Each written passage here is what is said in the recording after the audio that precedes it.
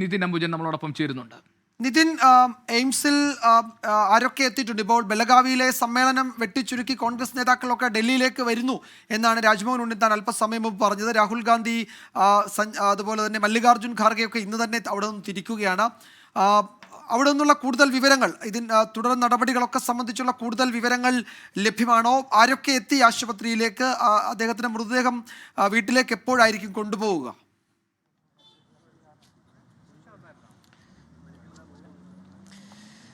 വിജയകുമാർ, എന്തായാലും എയിംസിൽ ഇപ്പോഴും നേതാക്കളടക്കം വന്നുകൊണ്ടിരിക്കുന്നു എന്നാണ് ഇപ്പോൾ നമുക്ക് മനസ്സിലാക്കാൻ സാധിക്കുന്നത്. അല്പസമയത്തിനകം കേന്ദ്ര ആഭ്യന്തരമന്ത്രി അമിത്ഷാ എത്തും. നേരത്തെ BJP ദേശീയ അധ്യക്ഷനും അതോടൊപ്പം ആരോഗ്യമന്ത്രിയുമായ JP നദ്ദ ഇവിടെ വന്നിരുന്നു. പ്രിയങ്ക ഗാന്ധിയും വന്നിരുന്നു. പ്രിയങ്ക ഗാന്ധി അല്പസമയം മുമ്പാണ് ഇവിടെ നിന്ന് മൻമോഹൻ സിംഗിന്റെ വസതിയായ ഒന്ന് ജൻപത്തിലേക്ക് പോയിരിക്കുന്നത്.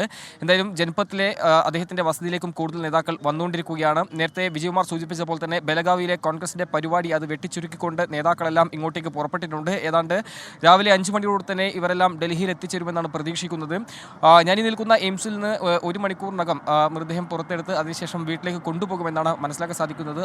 അതിനു മുന്നോടി തന്നെ പ്രധാനമന്ത്രി നരേന്ദ്രമോദി ഇവിടേക്ക് വരുമെന്ന ഒരു വിവരങ്ങളുമുണ്ട്. അതുമായി ബന്ധപ്പെട്ട ചില സുരക്ഷാ നടപടികൾ തന്നെയാണ് ഒരുപക്ഷെ ഇവിടെ നടക്കുന്നതെന്നാണ് നമ്മൾ മനസ്സിലാക്കുന്നത്. കനത്ത സുരക്ഷ എയിംസിന് മുമ്പാകെ തന്നെ ഒരുക്കിയിട്ടുണ്ട്. നേരത്തെ ഞാൻ വന്ന ഘട്ടത്തിലടക്കം കണ്ടത് വലിയ സുരക്ഷാ ക്രമീകരണങ്ങൾ ഒരുക്കുന്നു. നേതാക്കളടക്കം വരാനുള്ള ഒരു സുരക്ഷാ ക്രമീകരണങ്ങളായിരുന്നു ഇവിടെ കണ്ടത്. എന്തായാലും ഇപ്പോഴും ആ ഒരു നടപടി തുടരുന്നുണ്ട്. ഒരുപക്ഷെ പ്രധാനമന്ത്രിയും കേന്ദ്ര ആഭ്യന്തരമന്ത്രി അമിത്ഷായും ഇങ്ങോട്ടേക്ക് വരാനുള്ള സാധ്യത തന്നെയാണ് നമുക്കിപ്പോൾ ഇവിടെ നിന്ന് പങ്കുവെക്കാനുള്ളത്. എന്തായാലും തുടർച്ചയായ 2 തവണ ഇന്ത്യയുടെ പ്രധാനമന്ത്രിയായ ഡോക്ടർ മൻമോഹൻ സിംഗ് 9:51 എയിംസിൽ വെച്ച് വിടവാങ്ങിയത്. നമുക്കറിയാം, ഇന്ത്യയുടെ സാമ്പത്തിക രംഗത്ത് സമാനതകളില്ലാത്ത സംഭാവന ചെയ്ത വ്യക്തിയാണ്. മാത്രമല്ല പലതവണ അദ്ദേഹത്തിൻ്റെ ആരോഗ്യസ്ഥിതി മോശമായി തുടർന്ന് എയിംസിൽ കൊണ്ടുവന്നപ്പോൾ അദ്ദേഹം തിരിച്ചു വന്നിരുന്നു.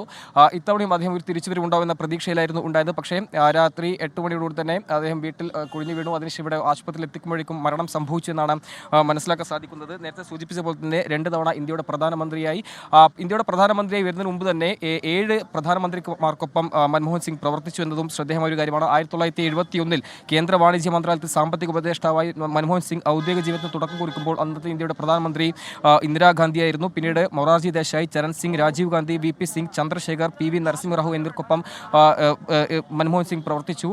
എന്തായാലും ഈ പ്രധാനമന്ത്രിയെല്ലാം തന്നെ സ്വീകരിച്ച സാമ്പത്തിക നയത്തിനു പിന്നിൽ മൻമോഹൻ സിംഗിന്റെ പങ്കുണ്ടെന്നത് നിസ്സംശയം പറയാം. അതിനുശേഷം 91 നരസിംഹറാവു ആയിരുന്നു പിന്നീട്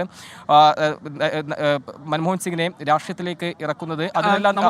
എയിംസിൽ നിന്നുള്ള പുതിയ വിവരങ്ങൾ വേണം. നിതിൻ നൽകുന്ന വിവരം അനുസരിച്ച് 1 മണിക്കൂറിനകമാണ് മൻമോഹൻ സിംഗിന്റെ മൃതശരീരം പുറത്തേക്ക് കൊണ്ടുവരിക. അത് നേരെ കൊണ്ടുപോകുന്നത് അദ്ദേഹത്തിൻ്റെ വസതിയിലേക്കാണ്. വസതിക്ക് മുന്നിൽ നിന്ന് അച്യുതൻ ഞങ്ങളുടെ പ്രതിനിധി ഉണ്ട്.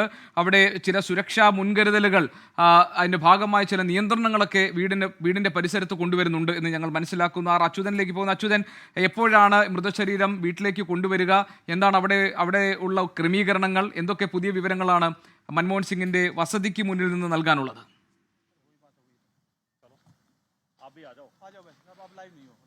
ഗോപികൃഷ്ണൻ, ഞാനിപ്പോൾ ഉള്ളത് ഡൽഹിയിലെ 3 ജൻപത്ത്, അതായത് പ്രധാനമന്ത്രി സ്ഥാനം ഒഴിഞ്ഞതിനു ശേഷം മൻമോഹൻ സിംഗ് ശിഷ്ടകാലം കഴിഞ്ഞിരുന്ന വസതിക്ക് മുൻപിലാണ്. ഇവിടെ അല്പം മുൻപ് പ്രിയങ്ക ഗാന്ധി ഇവിടെ എത്തിയിരുന്നു. ഒപ്പം തന്നെ ഇവിടെ ഒരു സുരക്ഷാ ക്രമീകരണം ശക്തമാക്കിയിട്ടുണ്ട്. ഈ ഭാഗത്തേക്കുള്ള റോഡിന്റെ 2 വശവും ഇപ്പോൾ ബാരിക്കേഡുകൾ കൊണ്ട് പൂർണ്ണമായും അടച്ചിരിക്കുകയാണ്. അതിന് കാരണം ഇവിടേക്ക് കോൺഗ്രസിന്റെ തന്നെ മുതിർന്ന നേതാക്കളും അതുപോലെ BJPയുടെ ഉൾപ്പെടെ മറ്റ് രാഷ്ട്രീയ പാർട്ടികളുടെ ഉൾപ്പെടെ മുതിർന്ന നേതാക്കളും ഇവിടേക്ക് എത്തും എന്നുള്ള സൂചനകളാണ് ലഭിക്കുന്നത്. അതിന്റെ മുൻകരുതലിന്റെ ഭാഗമായാണ് ഇപ്പോൾ ഇവിടെ ഈ ഇത്തരത്തിലുള്ള ഒരു സുരക്ഷാ ക്രമീകരണങ്ങൾ ഒരുക്കിയിരിക്കുന്നത്. നമുക്ക് ആ ദൃശ്യങ്ങളിൽ കാണുന്ന ഈ വസതി, ഇവിടെയാണ് മൻമോഹൻ സിംഗ് പ്രധാനമന്ത്രി സ്ഥാനം ഒഴിഞ്ഞതിന് ശേഷം ഉണ്ടായിരുന്ന അല്ലെങ്കിൽ താമസിച്ചിരുന്ന ആ വസതി എന്നുള്ളത് ഇവിടെയാണ്. ഇവിടേക്കായിരിക്കും ഭൗതിക ശരീരം എയിംസിൽ നിന്ന് കൊണ്ടുവരിക. അതിന്റെ ഇടയിൽ മറ്റേതെങ്കിലും തരത്തിലുള്ള പൊതുദർശനമോ പരിപാടികളോ ഉണ്ടെങ്കിൽ അത് പാർട്ടി തന്നെ, കോൺഗ്രസ് തന്നെ അത് അറിയിക്കുമെന്നും നമുക്ക് മനസ്സിലാക്കാൻ സാധിക്കുന്നുണ്ട്.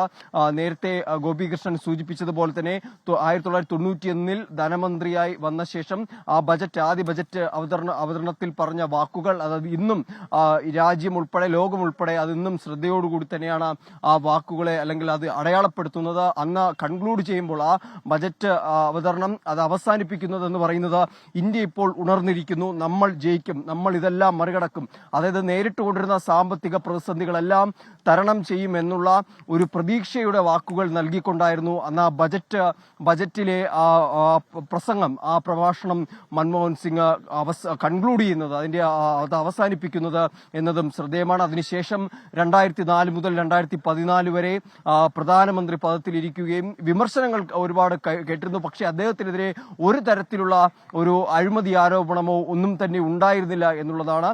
പക്ഷേ ഒരു ദുർബലനായ പ്രധാനമന്ത്രി എന്നായിരുന്നു അന്ന് പ്രതിപക്ഷം അദ്ദേഹത്തിന് നേരെ നടത്തിയ വിമർശനങ്ങൾ.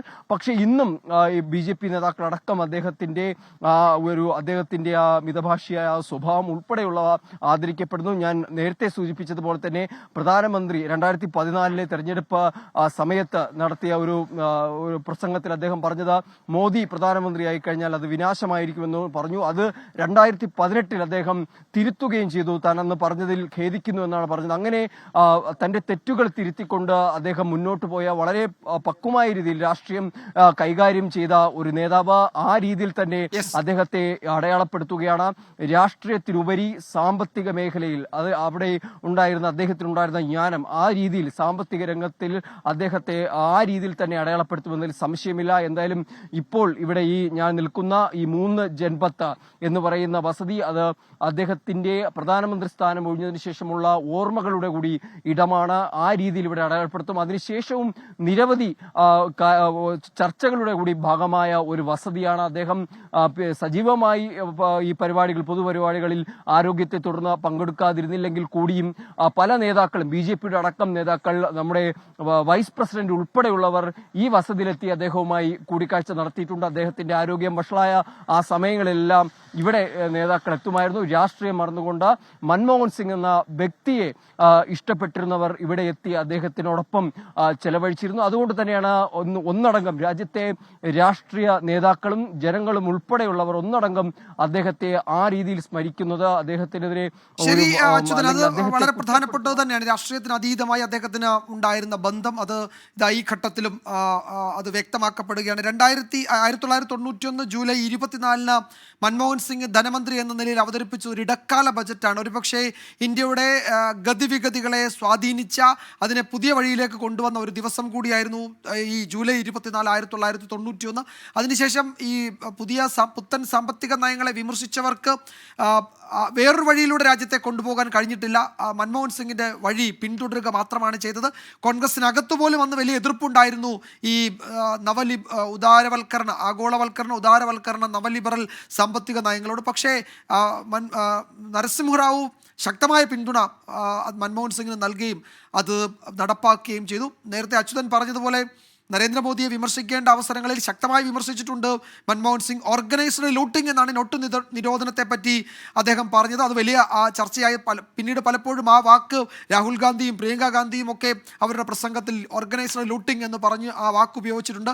ഇന്ത്യയുടെ ആഭ്യന്തരോൽപാദനം 2% കുറയും നോട്ട് നിരോധനം നടപ്പാക്കുമ്പോഴെന്നാണ് പറഞ്ഞത്. അതൊക്കെ പിന്നീട് അതിൻ്റെയൊക്കെ വിവരങ്ങൾ, രേഖകൾ, ഡാറ്റയായി നമ്മളുടെ മുന്നിൽ വന്നിട്ടുള്ളതാണ്. അപ്പോൾ അങ്ങനെ തിരുത്തേണ്ടപ്പോൾ തിരുത്തുകയും തെറ്റുപറ്റിയിട്ടുണ്ടെങ്കിൽ അത് തിരുത്തുകയും ഒക്കെ ചെയ്ത ഒരു രാഷ്ട്രീയക്കാരനേക്കാൾ ഉപരി ഒരു സാമ്പത്തിക വിദഗ്ധനും ഒരു നല്ല മനുഷ്യനുമായിരുന്നു അദ്ദേഹം എന്നുള്ളത് തന്നെയാണ് ഈ ഘട്ടത്തിൽ നമ്മൾ മൻമോഹൻ സിംഗിനെ ഓർക്കുമ്പോൾ എല്ലാവരും ഒറ്റ സ്വരത്തിൽ പറയുന്നത്. നമ്മൾ മറ്റു റിപ്പോർട്ടുകളിലേക്ക്, കൂടുതൽ വാർത്തകളിലേക്ക് വരും ഇടവേളയ്ക്ക് ശേഷം.